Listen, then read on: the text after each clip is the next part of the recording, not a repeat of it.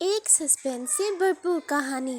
ایک دن ایک چھوٹا بچہ اپنی ماں کے ساتھ جنگل کے قریب لکڑیاں چننے گیا۔ ماں لکڑیاں جمع کر رہی تھی اور بچہ قریبی جھاڑیوں کے پاس کھیل رہا تھا۔ اچانک جھاڑیوں میں سے ایک آواز آئی، جیسے کوئی آہستہ آہستہ ہاتھ لگا رہا ہو۔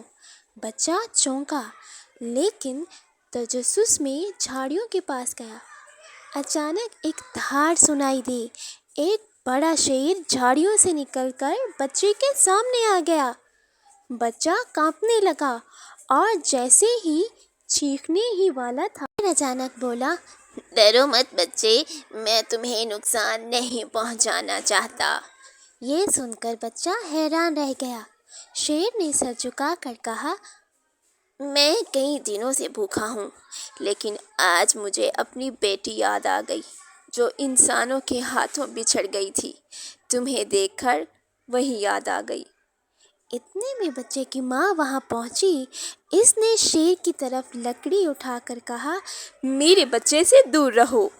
شیر پیچھے ہٹا اور ماں کی آنکھوں میں کچھ دیکھ کر بولا، تمہاری آنکھوں میں وہی ماں والی محبت ہے جو میری آنکھوں میں تھی جب میں اپنی بچی کو کھو بیٹھا۔ ماں اور بچہ حیران رہ گئے۔ شیر نے ایک افسردہ نگاہ ڈالی اور جنگل کی طرف واپس چلا گیا۔ لیکن اگلے ہی دن جب ماں دوبارہ لکڑیاں لینے گئی، اسے وہاں ایک چھوٹا سا تھیلا ملا۔ اس میں کچھ جنگلی پھل اور شہد تھا اور ایک پنجے کے نشان والا پتا۔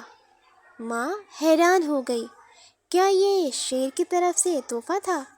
سبق: آج کی کہانی کا سبق یہ ہے کہ کبھی کبھی درندوں کے دل میں بھی انسانیت، یادیں اور محبت چھپی ہوتی ہے۔ دنیا ہمیشہ ویسی نہیں جیسی نظر آتی ہے۔